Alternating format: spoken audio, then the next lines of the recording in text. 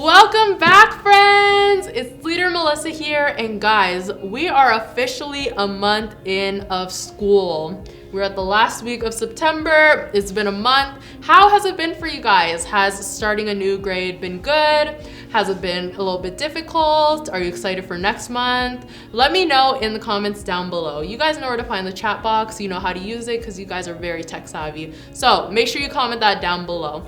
But we are going to be continuing our conversation today about real, and we're going to be talking about real friendships. So a friendship that I could think about right now that I really like would be Dustin and Steve from Stranger Things. Anyone here watch Stranger Things?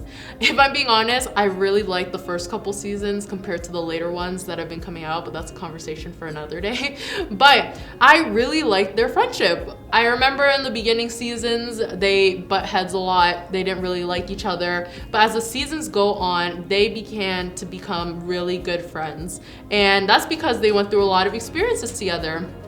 And you guys might not be fighting interdimensional monsters like they were, and that's how they kind of bonded a little bit. But instead, when you think about you and your best friend, you guys have been through a lot of experiences. Some of them have been good, some of them have been bad, and some have been a little bit in between. But you guys have done things together. Let's pause a little bit and take a question break. You guys know where to go. Minimize my face. I know we want to keep it nice and big, but let's minimize it and go to the chat function and answer this. What was the funnest experience that you and your best friend had experienced together? Comment that down below, and I'm going to give you guys 1 minute.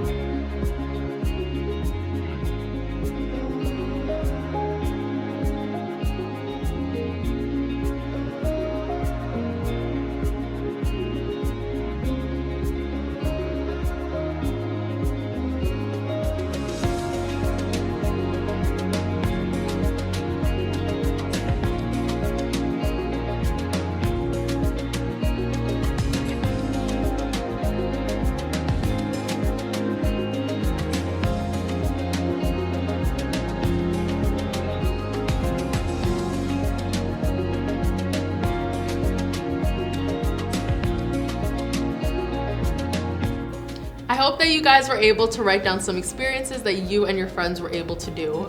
Honestly, there's a lot of shared experiences that I've had with close friends, and one that I could think about would be during a retreat that I went on with my school.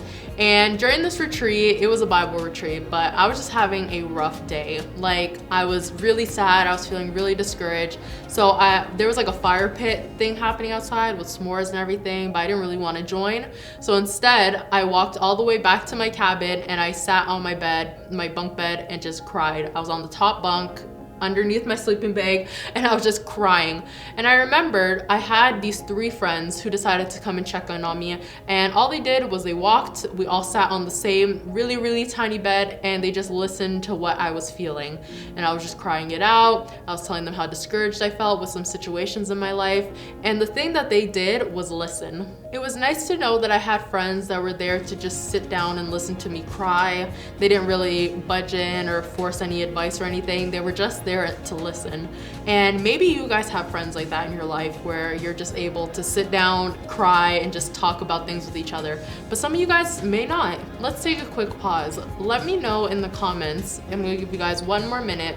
Let me know, when was a time that you had felt comforted by a friend, and what did that make you feel? Comment that down below.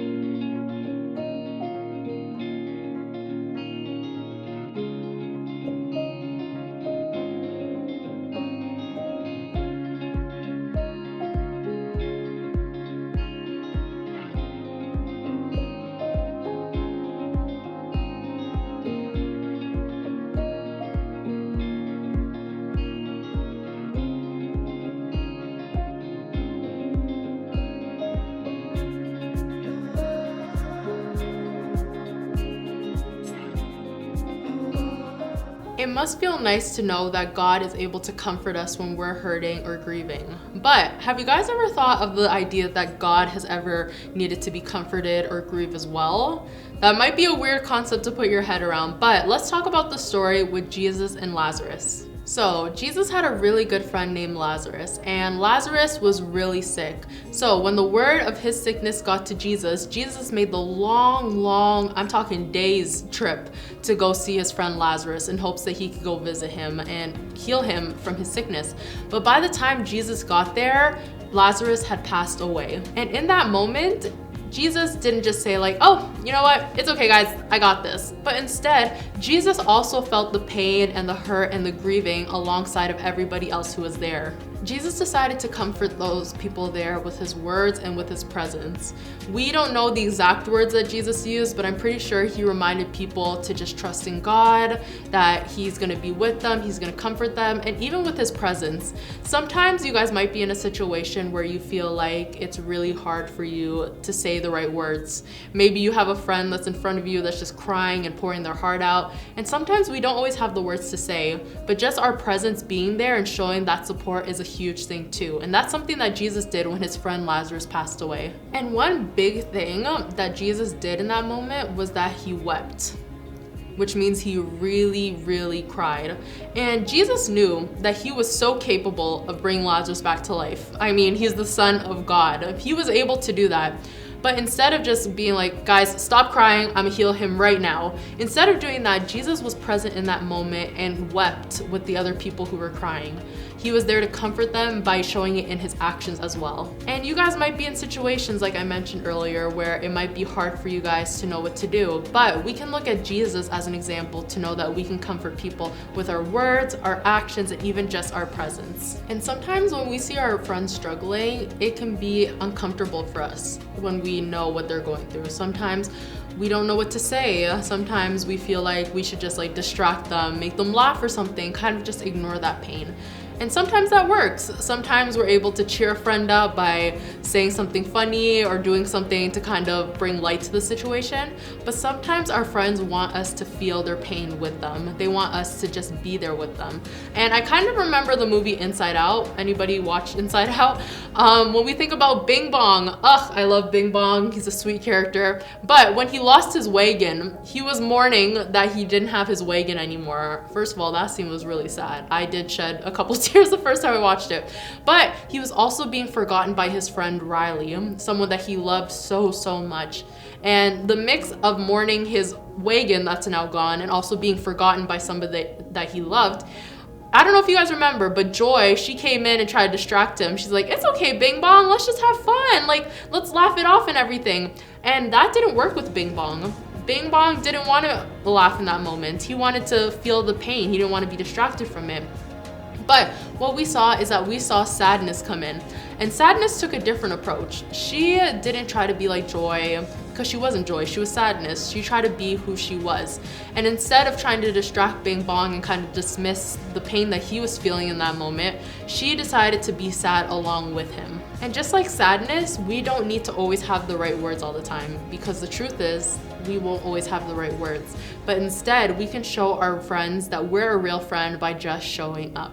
Okay guys, let's take some time to reflect. Maybe when we're feeling really happy, it can be really hard to see our friends' pain around us.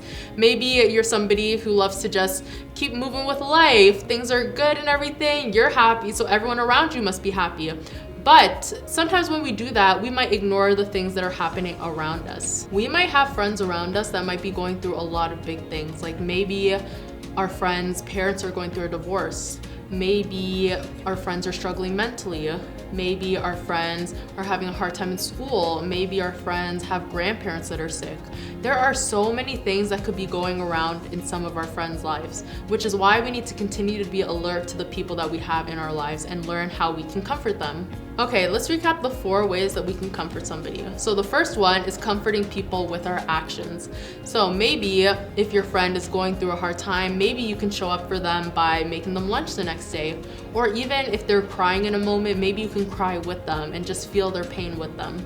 The second way that we can comfort people is with our words. So maybe this is a moment where you can motivate somebody, give them advice about what they're going through if you're able to. Or we can comfort people with number 3, which is our presence. Maybe you don't have the words to say when it comes to a situation. Just being there and being present in that moment with them is doing so much.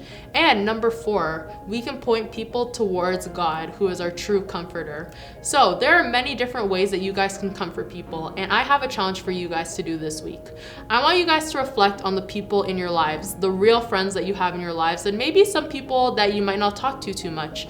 Maybe this is an opportunity for you guys to show them comfort. Take notice, especially if things are going great. Take notice about the different friends in your life and see if they're going through something. Maybe see if this is a moment where you can comfort them and just show Jesus' love in this way.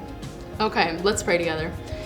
Dear Jesus, thank you for being our true comforter. I just pray that as we're going throughout our weeks, that we begin to stay alert about the friends that we have around us. I pray that we're able to notice if something might feel off with them. I just pray that we're able to find different ways that we can comfort them, especially through you, who is our true comforter. And I pray all these things in your name. Amen. See you guys on October, which is gonna be next week. Oh my gosh. We're in October next week. So strange. And you know, the year's moving quick, but I bet you guys are doing so good, and I'm so proud of everything that you guys have achieved. Okay, see you guys next week.